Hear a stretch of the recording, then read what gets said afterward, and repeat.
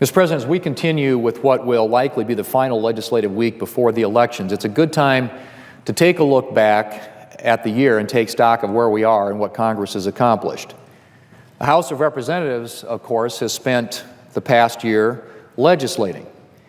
Members of the House have sent literally hundreds of bills over to the Senate for consideration, including 40 jobs bills, many of which passed with bipartisan support in the House of Representatives. Even now, in the final week before recessing before election season, the House is taking up two legislative packages, one focused on creating jobs and another focused on lowering the price of gas and groceries. Unfortunately, like so many other House bills, neither of these bills is likely to go anywhere in the Democrat leader's Senate. Because unlike the House, the Senate has not spent the past year taking up legislation to solve the many challenges facing American families. Instead, Senate Democrats have spent the past year taking up political gimmicks and designed to fail messaging bills they hope will win a few votes for them in November. Back in March, earlier this year, the New York Times reported that Democrats plan to spend the spring and summer on messaging votes timed, and I quote, to coincide with campaign-style trips by President Obama, end quote. The Times went on to say, and I quote again, Democrats concede that making new laws is not really the point. Rather, they're trying to force Republicans to vote against them, end quote. That's from the New York Times earlier this year, which was laying out and predicting what the Democrat strategy was going to be for the balance of this year. Well, Mr. President, unfortunately, Senate Democrats have followed that playbook pretty exactly. Again and again, Senate Democrats have bypassed serious legislation and chosen to bring up bills designed to win them votes with their far-left base or to smear Republicans in the November elections. I'll take last week as an example.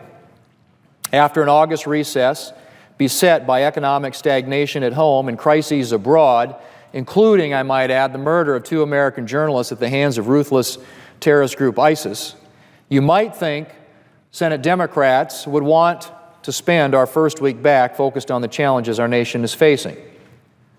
Well, Mr. President, you would be wrong.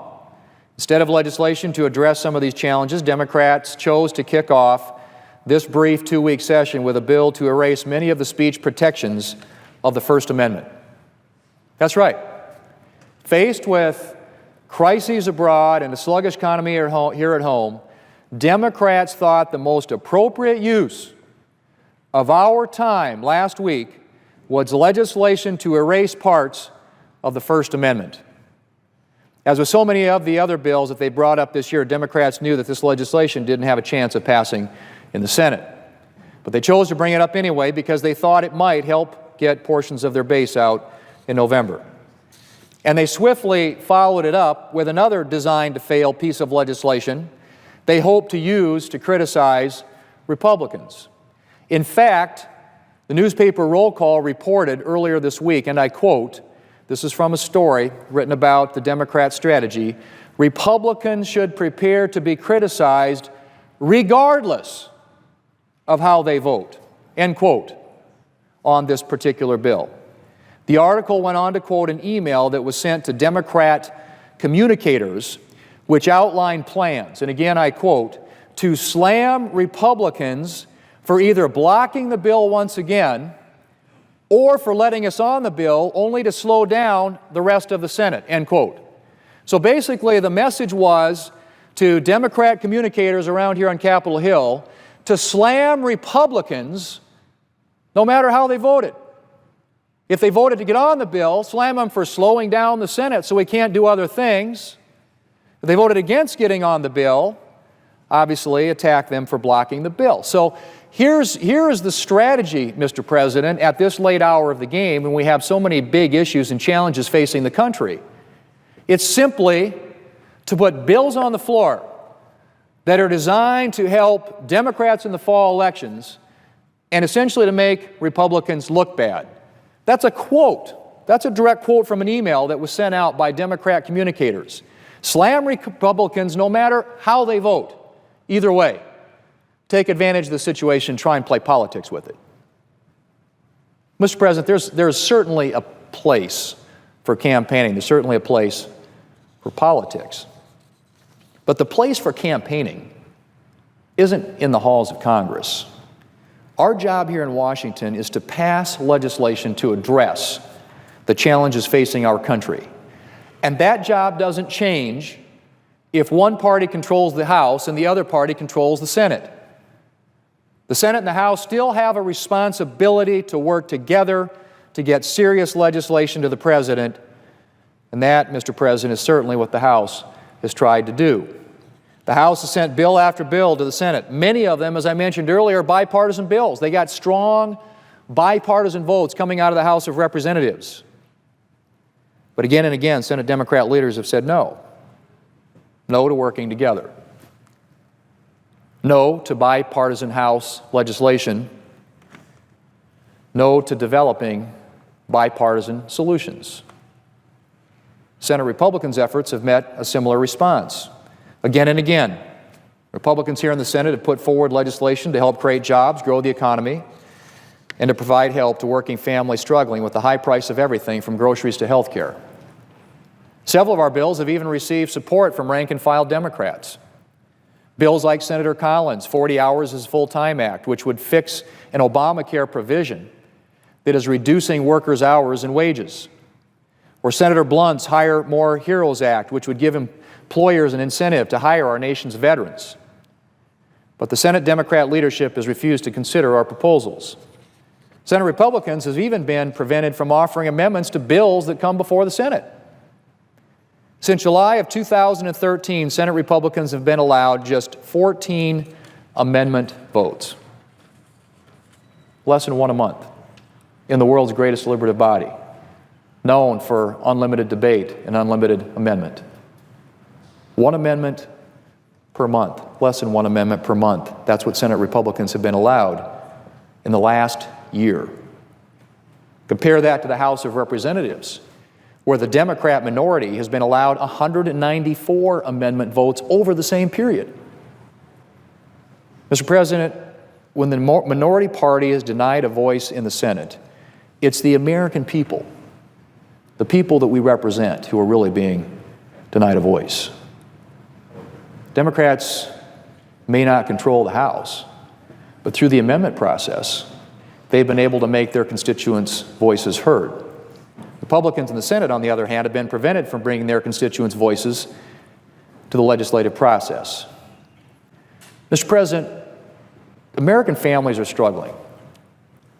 The economy continues to stagnate. Unemployment is still above 6%, way higher than that if you figure in the labor participation rate, the number of people actually giving up even looking for work. Last month's job creation was the worst this year, and opportunities for advancement in this economy are few and far between. Healthcare costs, which were already high when the President took office, have continued to increase. Average healthcare deductibles have increased 50%, and healthcare premiums have risen by an average of $3,459 since the President took office, despite the President's promise that his healthcare law would drive down premiums by $2,500. Gas prices have increased by 87% over the course of the Obama administration. Mr. President, a Politico poll released this week found that, and I quote, "Strong majorities now say that they lack the savings to grapple with an unforeseen job loss." 61% of them in the poll said that. And that the cost of basic household items like gas and groceries has strained their finances. 62% of the people polled had that response. It is not surprising that a recent George Washington University battleground poll found that 70% of Americans think the country is on the wrong track. With these challenges facing the American people, our focus in the Senate this year should have been legislation to address our struggling economy and to repair the damage Obamacare is doing to families and businesses. Instead, Senate Democrats have chosen to focus the Senate's efforts on politics. Mr. President, the Democrat-led Senate has failed in its most basic responsibility this year, and that's to pass solutions for the American people.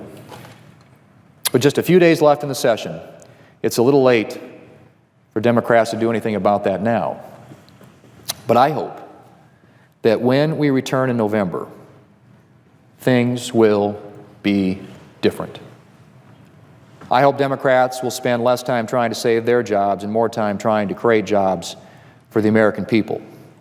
I hope they'll spend less time campaigning and more time legislating.